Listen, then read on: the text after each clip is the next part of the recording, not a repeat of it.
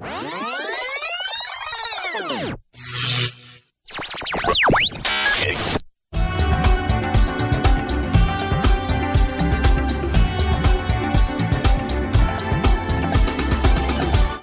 there, my name's Mel Ashworth. Welcome to Coffee with the Councillor. Once again, I have the pleasure of a local councillor to have coffee with. Steve Fudge, welcome. Hi, thank you. Hi there. How long which ward and which party are you with, first of all? My ward is Milton Oldwell, yeah. And I'm standing with the Conservatives. Okay. And how long have you been a councillor? Since May. I'm the new boy on the block. New boy. So to say. Yes. Okay. Yes. Yeah, and I believe I'm the youngest councillor as well. Well, I was going to say, you look very young. Well, actually, I did have to clear this up a little bit, because I believe there's somebody called Holly on the town council who says she's 26, but I beat her by a year. So you're 25? I'm 25, yeah. Wow, great. Fantastic. What motivated you to become a councillor, Steve? Well, I suppose I've always had a huge interest in politics, and I'm very vocal. You can ask any of my friends, and I can tell. Never short of an opinion, that's for sure. But I think, similarly to how I've heard before, it's a case of having a strong view, wanting to do something about it, and it's absolutely pointless sitting on the sidelines. So get up and get on with it. Yeah. And I had a good opportunity, actually, I have to admit. It sort of, in a bit of a domino effect, everything just kind of fell in the right way for me. And, I took a bit of time out of work and got into the fundraising side of the politics. And it just kind of went from there, really. And, several strokes of good luck. But a lot of hard work as well. Who got you into... Who encouraged you to get into politics, then? The encouragement came from all my family and friends. Right. Are they in politics? No, not at all. The funny thing is, I'm the first person in my family to have a political affiliation, a huge interest in politics. Right. But, I have an enormous amount to thank my partner, my mother, for in sort of saying, go for it. Why don't you go there? Why don't you get into it? You've got this ability to be able to decipher things, and you've always got these good opinions, good views, so do something about it, and Isn't it wonderful when you've got a mother like that? Fantastic, fantastic. And, I don't know if your partner's female or male, I'll just say that, but I'm wondering if she or he has, had a great influence on... I think it's more about being a rock, somebody there to fall back on, whenever you feel a little bit doubtful about yourself, which I do have on occasions. I do feel a little bit doubtful, but then I sort of go you away. You are human. Well, of course, yeah. I like to think so anyway. But I just go away and I sort of air my frustrations and my doubts on my family and friends, and I've got an exceptional friend called Gail. She's an amazing person, and she's my absolute confidant. Right. And if I do feel doubtful or I slightly do this, she says, "No, I know you can do it. I believe in you," and that just gives me the extra boost, and I go forward. And all young people need a Gail, I would say. Absolutely, yeah, absolutely. In fact, if I could split her into a million pieces, I'd share her. But for now, she's good, just right by my side. Yours. So fantastic. Yeah. Okay, so were you born and brought up in Weston or locally? Well, I was born in a hospital in Bristol, but other than that, I always refer to the fact that I was born and bred in Weston-super-Mare. Yes, so, okay, so you've got quite a heart for Weston. Yeah, I've always been incredibly fond of Weston. About sort of 6 years ago or so, I was a relief manager for the company I work for. And I sort of travelled the length and breadth of the country, and I visited some amazing places. But there's a particular charm about Weston. Yes, I agree. And it's just one of those places that I know that as much as I may even want to try and explore somewhere else to live or visit, I'm going to end up back here. You know what? You have come to that realisation far sooner than a lot of people double your age. Yeah. Everyone ends back up in Weston. Yes. I'm not sure whether it's just the retirement aspect of it, but... No. Right, well, let's hope not anyway. No, it's not. Okay, what do you think makes a good councillor in your opinion? I know you're the new boy on the block, but you are opinionated, so what in your opinion makes a good councillor? I think, looking at it from the new person aspect, it's about almost playing devil's advocate, if I dare, because sometimes you will come across something in a meeting and they will say, right, this is the way it is. And you sort of come across and you say, okay, is that possible to change? And they say no, and then I sort of think, well, why not? And they say, well, this is the Constitution, this is the way that it's been done. And I said, well, you've created that, so surely you can break that down and start again. I think the way that politics has gone, not just locally or even nationally, but the way it's gone is people are too used to sort of saying, that's just the way it is. And I don't quite like that somehow. Good. I quite like to sort of say, well, why is it that way? If it is that way, surely we can change it. That's where I like to sort of bring a bit of change in, I suppose. I like you. Thank you. Great. Okay, so you're from Weston, as we said. Can I ask which school you went to? I went to 3 schools. My first school was Mendip Green, which is an infant school, and I'm now the governor, or a governor of Mendip Green. From there I went to St Martin's in Wirral, and from there I went to Wirral School. Oh, right, okay. Yeah. And did you go on to college and uni or what? I dabbled with college, but I come from a family of workers, very successful workers, but, you know, we are what you would term as working class, but... Strong work ethic within... Yes, but incredibly successful with it. And I went to college and very quickly sort of realised that I didn't think it was actually going to benefit me all that well. Yeah. So It's not for everybody. No, not at all. And I am one for... I'm a bit of a sponge for life experiences. Most of my friends are considerably older than I am, and I sort of sap off of their experience from their knowledge.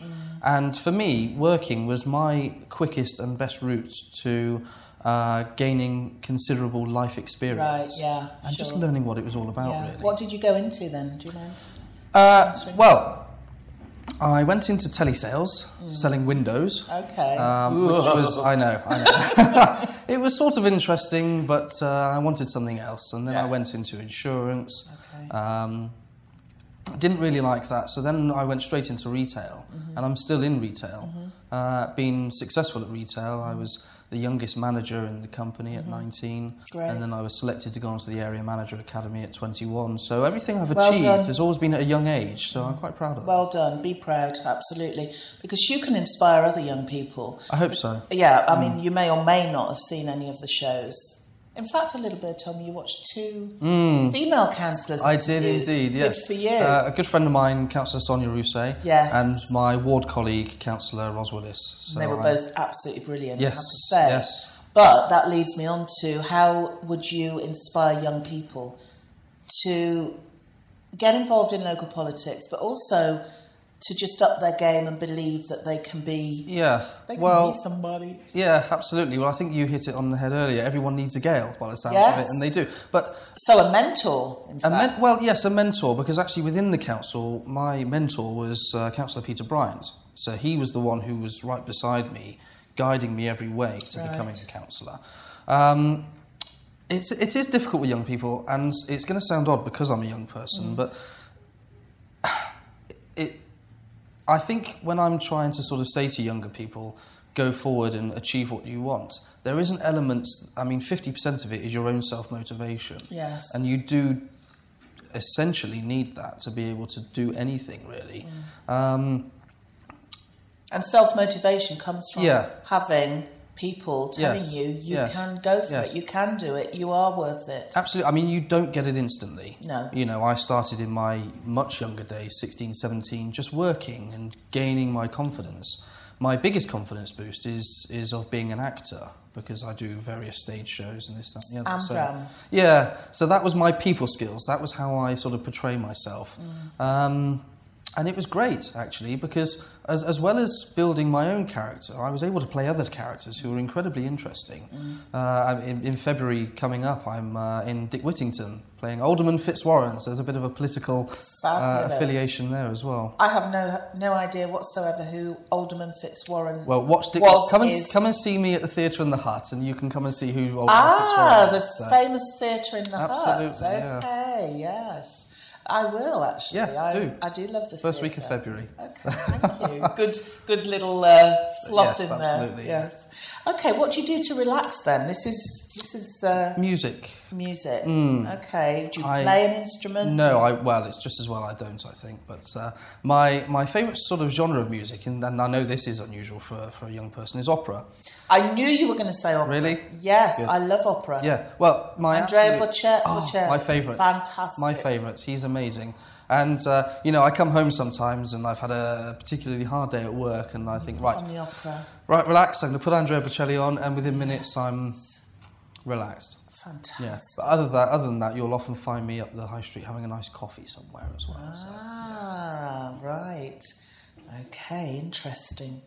Now then, 3 people that you would like to invite to your dinner party. Now, I've thought about this because I've been primed on this question. I'm going to be a little... By Gail? No, by Sonia and Roz. Yes. So, 2 of which are a little cliche, but I just want to explain that I find these 2 women incredibly interesting as individual characters. So the 2 that I would have liked to have invited would be Margaret Thatcher, because I think she is such a character. You know, a lot of people look at her policies and her political career and they have an opinion on it. But I sort of look a little bit beyond that and see her as the person. As the woman. And I would like to say, or ask her and get to know what made her such a formidable character. The second person I'd like to invite would be Princess Diana. Always been a sort of inspiration for me, the work that she did. And she just sort of broke down all of people's sort of opinions and stereotypical views of the royal family. And she was a breath of fresh air. Yeah, she made it more personable. Yeah. You know, to the man on the street, so to speak. And the third person I would like to invite, and I did rack my brains over this third person, but it would be Anthony Hopkins. Oh, interesting. My favourite actor of all time. Such an amazing character. Okay. And relatively local as well, I suppose, in a way. He's from Wales, isn't he? Wales. Yeah. So there we are. So those would be my 3. So Margaret Thatcher, Princess Diana and Anthony Hopkins. Thank you. Wonderful. Now, blue sky thinking, no limits on what you could put in place in Weston for the locals. What would it be? That's a good question. That's a very good question. Don't think limits, almost don't think politics. Yeah, well, I in a small way, I've noticed travelling the country like I do and have done in the past, one thing that always makes somewhere incredibly successful, a popular place to visit, and boosts their economy is a big concert arena. I'm with you on that one. Yeah. Now, Brighton, for example, is a very good example of this because it is a seaside. I know it's a city, but you look at the size of Brighton, and it's not much bigger than Weston-super-Mare. It's essentially a seaside town, especially in my eyes. And it's got the Brighton Centre, and you have some amazing acts go there year after year. So I think something like that would be fantastic in Weston, a good concert arena, somewhere where people would visit. And they would say, yes, Weston-super-Mare. I'd love it to have the same status as the O2 Arena in London. Oh, absolute bliss. And so maybe I can invite Andrea Bocelli down as well. Oh, do you know what, Steve? It's been a pleasure meeting you. Thank you, Mel. Absolutely. You're an inspiration to me. Thank you very much. Thank you. Thank you so much for watching Coffee with the Councillor, and I hope you'll tune in next time. But for now, that's it. And thank you and goodbye. Thanks.